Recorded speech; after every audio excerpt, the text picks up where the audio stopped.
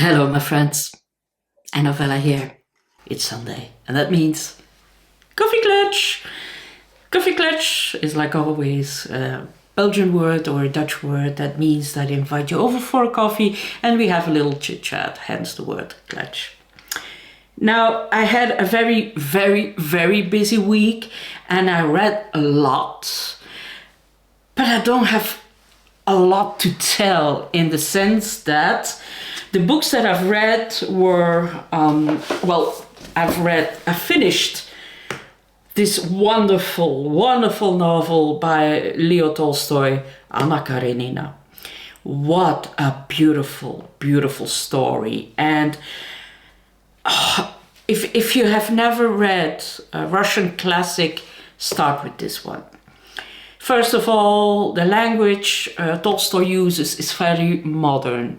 It's very easy, it's very straightforward, although the message he brings is so multi-layered. There's so much to discover. This is a book that you can read when you're 15, when you're 30, 50, 70, 100 years old, and you will read all the time a different novel. This is so well done. I loved Anna Karenina when I was 14. I loved it now 40 years later, and yeah, it's brilliant. It's absolutely brilliant. Plus, there are not too many people walking around in this story, so it's not difficult to keep track of who is who, and it's a blast to read this. And yeah, although this story is over 100 years old, this is brilliant, and it feels like a modern day historical novel. Absolutely brilliant book. I highly recommend. 5 stars, of course. So yesterday I started reading Ripley Underground, my 2-year buddy read with Ollie. We are reading the entire works of Patricia Highsmith. We are over halfway, and now the book we are reading is Ripley Underground, the second in the Ripley series. This is a story of Tom, and he is into the business of forging paintings, and it is very fast-paced, very un-Patricia Highsmith. It's like a pastiche of a Patricia Highsmith novel, and I think that's intentionally because she didn't want to write a series of the Mr. Ripley books, because for her The Talented Mr. Ripley was a standalone, but people asked for a series, and it feels like she's mocking a little bit her own style and her own talent, and it's great. It's wonderful. And the fact that she has made it about forgeries in art, well, makes it double fun. So yeah, it's a wonderful read. I'm over halfway, and I think I will be finished tonight.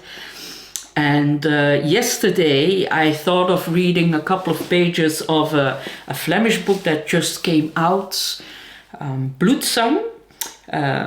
It's not a word that exists, by an author named Caro van Thuyne. I thought, well, I will read a couple of pages just to see what it was about, and I couldn't stop. So I read it in one go, 470 pages. Yeah, that good.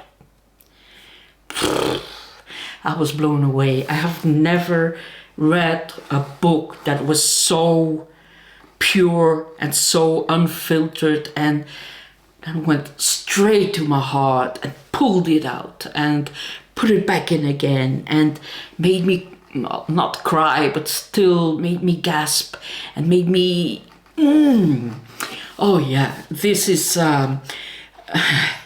yeah, this is a whirlwind. This is a book.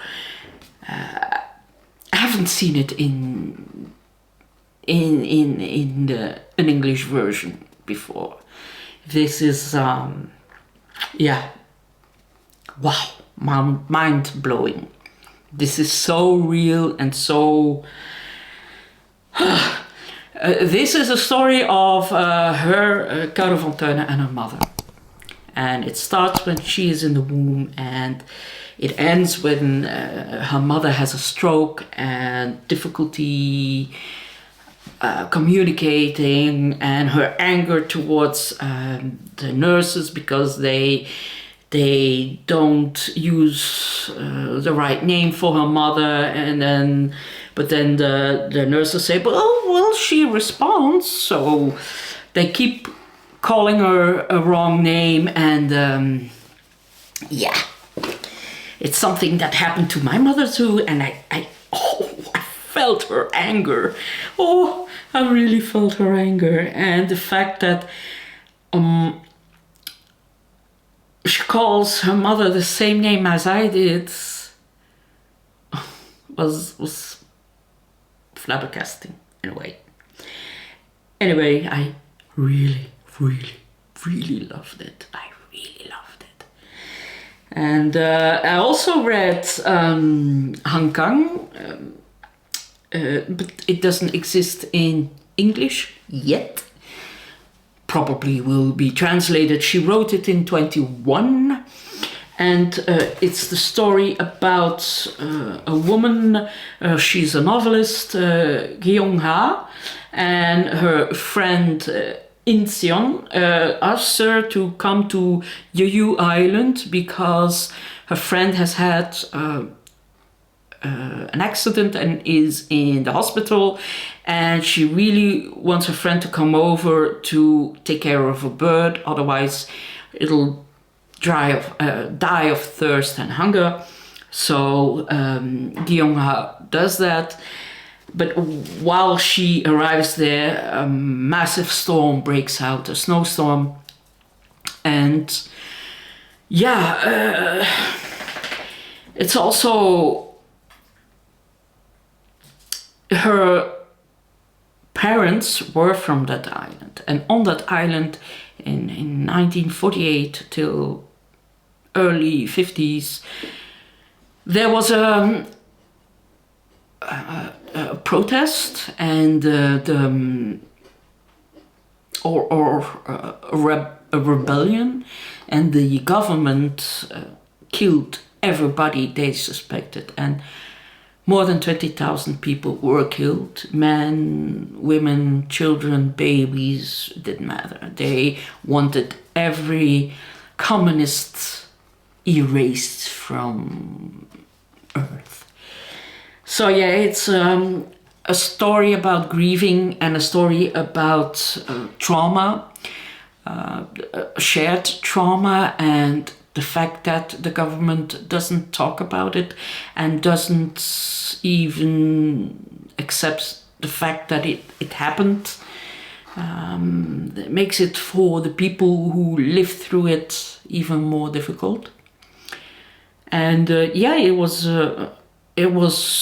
very, very gripping and beautiful. I hope that they will translate it into English. It would be a shame if it wasn't, because it's a book that we can all use.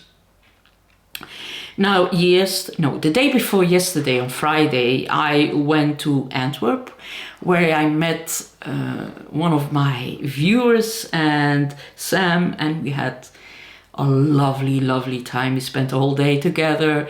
We went shopping, book shopping, of course, and we went for a meal and we had some drinks and we had a wonderful, wonderful time.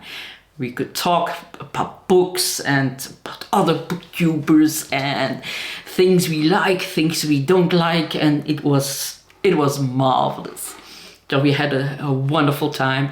So if you're ever in the neighborhood let me know. If I have time, I will come over and we'll have a blast.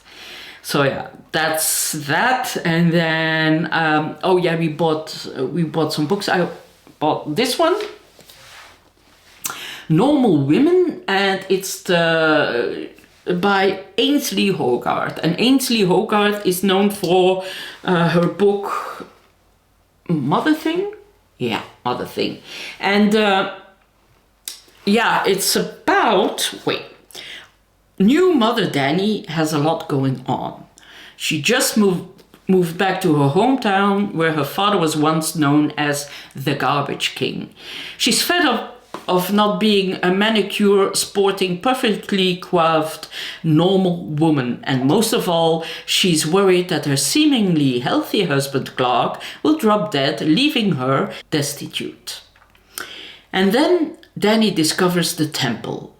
Ostensibly a yoga center, the temple and its guardian, Renata, are committed to helping people reach their full potential. But just as she's preparing to embrace this new opportunity, Renata disappears, leaving Danny to step into another role entirely. Detective. Darkly comic, sharply witty, and fiercely smart, Normal Women asks how our societies truly value female labor and what independence really means. So I'm looking forward to reading this one. I don't know when yet because I have my exams, my final exams already on Thursday. If you hear that, that's Muffin who's shaking her ears. She really wants to go for a walk. And me too. So yeah, that's about it. I hope you guys had a wonderful weekend and you have some great reading going on. Tell me what you are reading. Tell me about your plans for next week. What are you gonna do? Did you have a good time? And just let me know. And thank you for your time. Thank you for watching. And I hope to see you the next time. Bye bye.